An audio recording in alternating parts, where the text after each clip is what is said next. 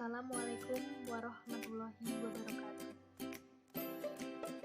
Kami dari kelompok 3 yang beranggotakan 1. Intan Safitri, yang kedua Fitriana Nurrahma, dan yang ketiga Suryanti. Di sini kami kelompok 3 akan menjelaskan materi mengenai manajemen risiko hukum di bank syariah.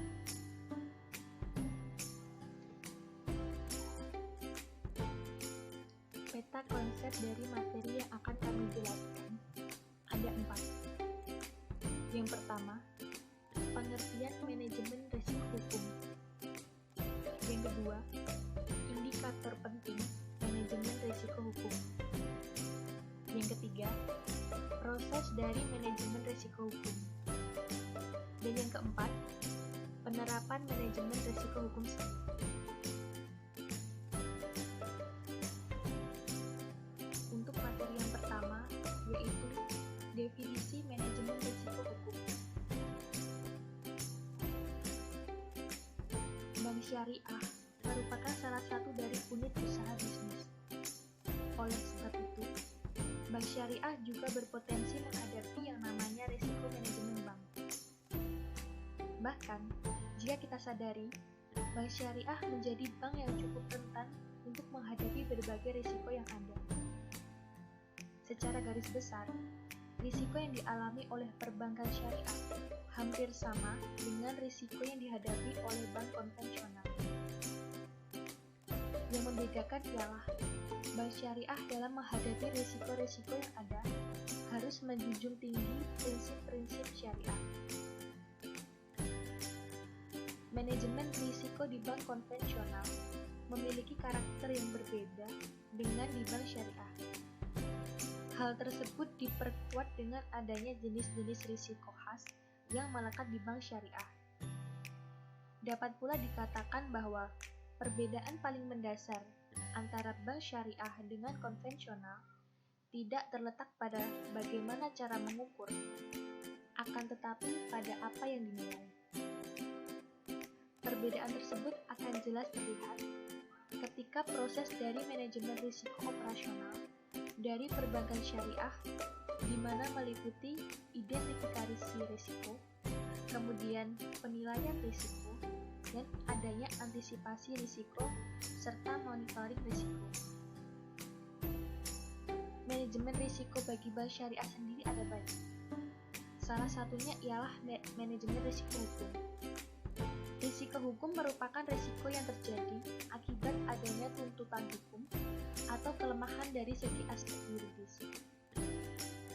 Risiko hukum dapat berasal dari lemahnya aspek yuridis akibat lemahnya ikatan yang dilakukan bank, proses mitigasi yang muncul dari adanya gugatan pihak ketiga dengan bank maupun bank kepada pihak ketiga, serta adanya perubahan peraturan perundangan di mana hal tersebut mengakibatkan bank menjadi tidak sinkron dengan peraturan yang telah ada. Dalam beberapa negara, adanya risiko hukum ini disebabkan oleh adanya posisi hukum yang tidak jelas.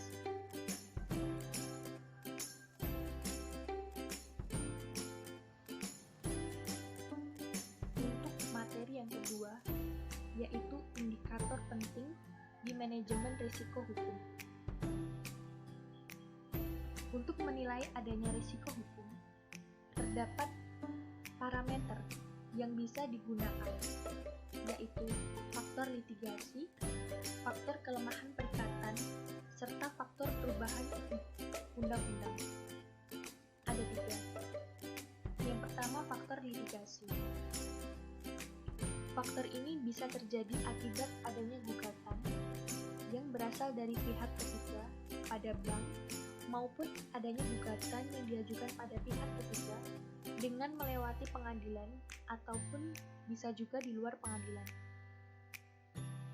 Tuntutan tersebut dapat memunculkan biaya yang lumayan, di mana dapat menjadikan bank mengalami kerugian. Yang kedua, faktor kelemahan perikatan. Faktor kelemahan perikatan di mana dilakukan bank menjadi sumber munculnya masalah atau bisa dikatakan sengketa di kemudian waktu yang bisa menyebabkan munculnya potensi risiko hukum pada bank syariah itu sendiri. Untuk faktor yang ketiga adalah faktor ketiadaan perundangan. Adanya perubahan perundang-undangan atas sejumlah produk yang dipunyai oleh bank ataupun transaksi yang dilakukan oleh bank dapat menimbulkan produk tersebut menjadi sengketa di lain waktu. Oleh sebab itu, hal tersebut juga akan berpotensi untuk memunculkan risiko hukum.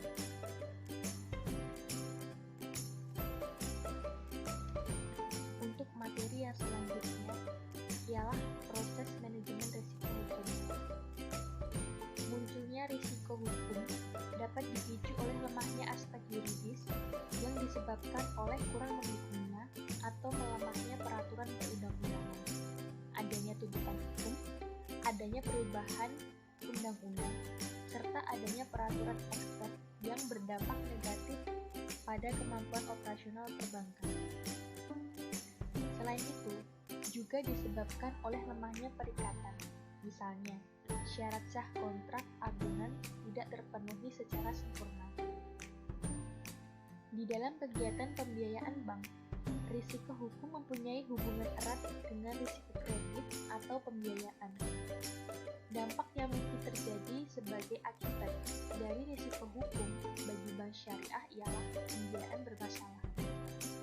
Hal itu dikarenakan tidak sempurnanya perikatan agunan, sehingga bank syariah akan mengalami kesulitan dalam mengeksekusi agunan jika terjadi risiko kredit atau pembiayaan. Oleh sebab itu, perlu dilakukan sebuah identifikasi, pengukuran, pemantauan, dan juga pengendalian guna meminimalisir risiko hukum yang mungkin terjadi di kemudian hari. Proses pengelolaan manajemen risiko untuk risiko hukum dapat dilakukan dengan beberapa langkah sebagai berikut. Yang pertama, identifikasi risiko hukum.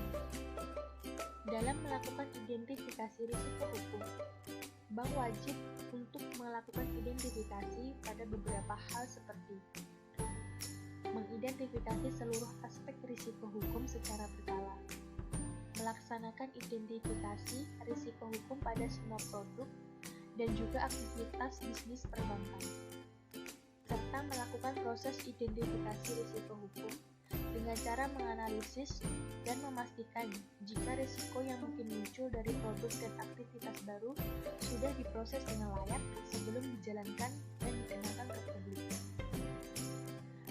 Yang kedua, pengukuran risiko hukum. Dalam melakukan pengukuran risiko hukum, bank harus mempunyai sebuah metode atau sistem pengukuran yang memadai serta terintegrasi dengan sistem manajemen risiko yang ada pada bank syariah, baik dengan pendekatan kuantitatif maupun kualitatif. Selain itu, bank juga diharuskan mampu melakukan pengukuran risiko hukum berupa kerugian yang disebabkan dari tuntutan litigasi, pembatalan perjanjian yang diakibatkan oleh lemahnya perikatan, dan juga adanya perubahan pada peraturan perundang-undangan, sehingga menyebabkan seluruh produk bank syariah tidak sesuai dengan ketentuan yang ada. Jadi, dengan adanya pengukuran manajemen risiko hukum, diharapkan bank syariah mampu mengukur seberapa besar tingkat risiko yang akan dihadapi di masa mendatang dengan menggunakan metode pengukuran baik secara kuantitatif maupun kualitatif. Yang ketiga adalah pemantauan risiko hukum. Dalam melaksanakan pemantauan risiko hukum bank syariah, wajib untuk mempunyai sistem dan prosedur yang memiliki cakupan terhadap besarnya exposure risiko, risiko toleransi, risiko kepatuhan limit internal, dan juga stress testing. Selain itu, bank syariah juga harus menyiapkan sistem backup dan juga prosedur yang efektif sebagai pencegahan jika terjadi gangguan dalam proses pemantauan. Hasil dari pemantauan tersebut kemudian diserahkan kepada manajemen dalam bentuk laporan berkala dengan tujuan untuk memitigasi manajemen risiko hukum. Yang keempat, ada pengendalian risiko hukum. Dalam melakukan pengendalian risiko hukum, satuan kerja pada bidang hukum wajib mengkaji ulang yang dilakukan secara berkala terkait kontrak kerja dan juga perjanjian antara pihak bank syariah dengan bank lain atau nasabah.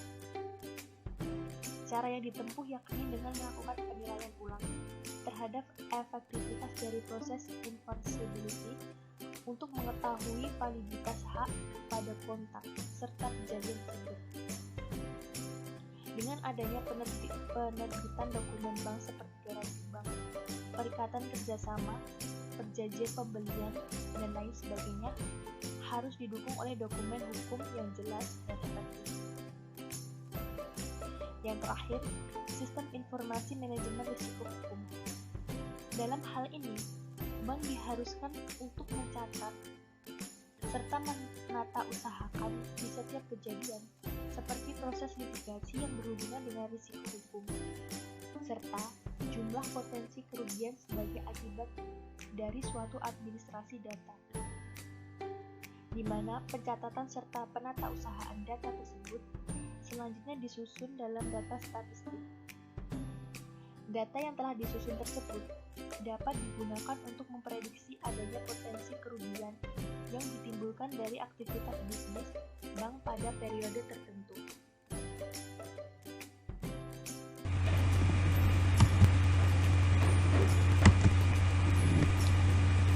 Untuk pembahasan yang keempat, yaitu penerapan manajemen risiko hukum. Bank syariah dalam menerapkan manajemen risiko hukum terdapat beberapa hal yang harus diperhatikan, yaitu pertama, melakukan pengawasan aktif terhadap direksi dan dewan komisaris. Direksi sendiri memiliki tugas dan tanggung jawab terhadap operasional, sedangkan dewan komisaris memiliki tugas dan fungsi sebagai pengawas serta pemberi nasihat kepada direksi di suatu perusahaan. Yang kedua, kebijakan dan prosedur manajemen risiko serta penetapan limit risiko. Ketiga, proses. Dan yang terakhir, sistem pengendalian keundaran.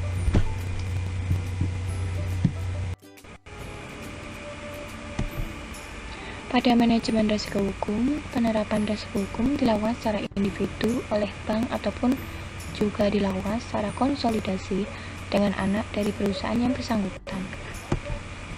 Dalam hal menangani terkait dengan risiko hukum, Bank Syariah juga perlu memberi tambahan beberapa hal dalam aspek pengawasan aktif direksi serta dewan komisaris, antara lain sebagai berikut.